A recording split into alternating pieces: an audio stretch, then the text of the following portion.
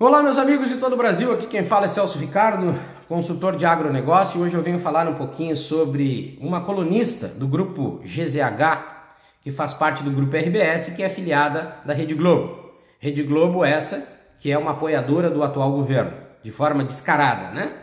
Então fica muito fácil entender como esses colunistas se pronunciam a favor do governo e também de órgãos do governo, tentando criar cenários favoráveis que não existem. Essa senhora traz na sua matéria no GZH uma situação que tenta enaltecer Edgar Preto sobre a Conab. Não adianta, minha senhora. Edgar Preto está indo de mal a pior, porque a Conab ela trabalha para enaltecer o governo, propostas que agradem o Lula. E nós não estamos nem aí para governo, para Lula, para Bolsonaro. Nós queremos um país melhor. Nós queremos alimento na mesa do povo brasileiro. Nós queremos alimentos com preços justos, que garantam o investimento do produtor no campo e também o acesso a esse alimento por parte da população brasileira que vive uma insegurança alimentar tremenda. A realidade é essa. A insegurança alimentar no Brasil está prevalecendo. O Brasil não consegue resolver o problema da fome no Brasil e ainda quer se apresentar como um país que vai liderar o combate à fome mundial. É ridículo. Um governo omisso, patético, caótico e anárquico. Igual a Conab, sob a tutela de Preto, e o Ministério da Agricultura, sob a tutela de Fávaro. Omisso, patético, ridículo e anárquico. Por que eu digo isso? A Conab e o Ministério da Agricultura fazem um trabalho muito abaixo do esperado, mas muito abaixo do esperado. Eu sempre tomo por base três situações: a sustentabilidade que não existe no campo, a falta de viabilidade econômica, financeira, operacional e comercial, o endividamento que está cada vez maior, desde o ano passado só cresce do produtor rural brasileiro, juntamente com os pedidos de recuperação judicial. E aí eu entro sempre analisando a USDA, o Departamento de Agricultura americano, que tem influência, participação, não estou dizendo que não tenham problemas.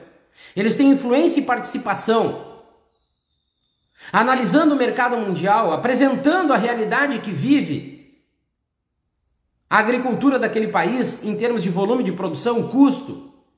A USDA participa a partir de cotas para os condados, garantindo o investimento a partir da produção ideal com base no que o mercado está consumindo. Isso a Conab deveria fazer no Brasil. Se o Edgar Preto fizesse no mínimo a sua obrigação, mas ele está lá como um cargo político, a Conab, assim como o Ministério, para os presidentes é cabide de emprego, se ele fizesse no mínimo o que deveria fazer, a Conab estaria trabalhando dessa forma.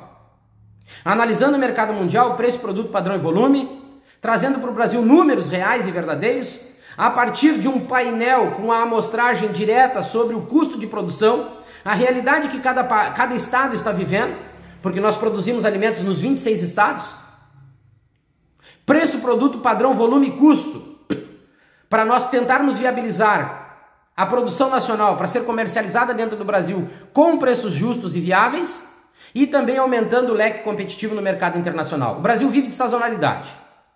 E os Estados Unidos, mesmo com todas aquelas variações climáticas absurdas, têm uma posição de destaque e influência no mercado mundial. O Brasil não tem.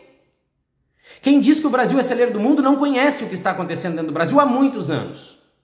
Há muitos anos. Nós não temos viabilidade no setor do agronegócio. E isso esbarra diretamente na agricultura familiar, no pequeno e médio produtor. Aí ela diz que, sob a tutela do Preto, Conab dobra o orçamento para aquisição do programa de alimentos, PAA. Importante, um grande programa, que poderia fazer a diferença, sim, para um produtor, para um pequeno produtor, a partir das chamadas para a participação dele nesse programa. Mas não pode ser ele, porque até hoje não deu certo esse programa, porque não tem viabilidade no campo. Será que essa senhora, mesmo que trabalhe num grupo afiliado da Globo, que precisa enaltecer esse governo, que está fazendo de tudo para quebrar o agronegócio, tentando importar alimentos com tributação menor ou até zerada, como ele vem fazendo, sendo que no Brasil apresentar uma proposta de reforma tributária é ridícula. mas ridícula, que vai aumentar ainda a carga tributária.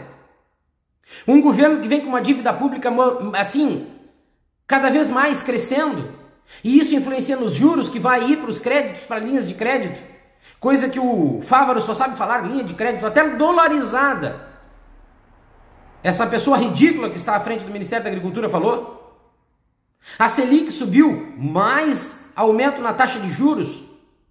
Diminuiu o acesso ao crédito, o produtor está endividado, aumentou os pedidos de recuperação judicial. A FETAG apresentou um relatório mostrando mais de 28 bilhões de reais de endividamento do pequeno produtor.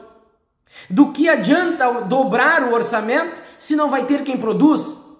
Se não tem viabilidade no campo? Aí, para fechar, ela diz que Edgar Preto apresentou uma proposta que agradou o Lula, com base na ideia de baixar o preço dos alimentos no país. A super safra, estoque de alimentos. O estoque de alimentos só funciona quando as commodities, vamos falar em soja, milho, principalmente, que são os mais exportados, estivessem com o preço nas alturas, nós tivéssemos um estoque regulador para trazer o preço dessas commodities para um valor mais justo dentro do mercado interno, e ela largaria esses alimentos para segurar o preço dentro do Brasil. O preço dessas commodities já está lá embaixo. Mas os supermercados, as gôndolas dos supermercados não vivem só de soja e milho. Tem alface, cenoura, beterraba, batata. Nós temos alimentos derivados do trigo. Nós temos feijão, ervilha, enfim. Tá tudo nas alturas.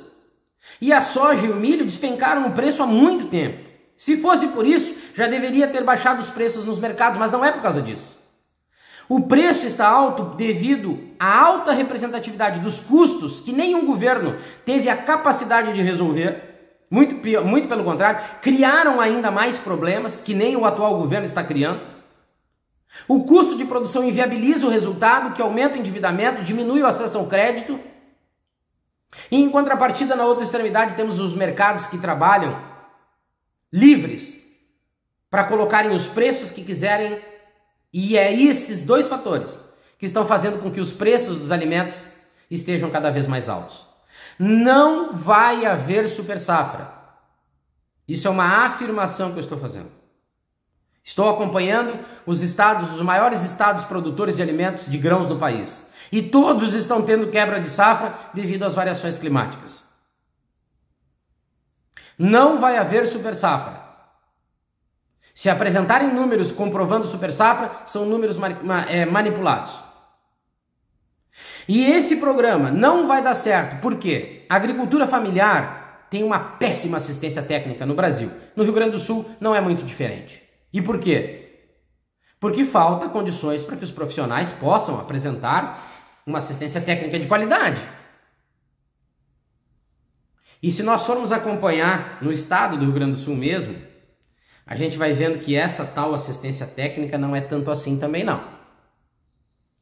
Mas se a agricultura familiar tivesse uma assistência técnica de qualidade, tivesse viabilidade, coisa que não tem porque o endividamento aumentou, aí sim o PAA poderia fazer a diferença. Caso contrário, não passa de uma oratória política, uma oratória para tentar enaltecer um governo que está tentando quebrar o setor do agronegócio e agora está chegando nos pequenos produtores.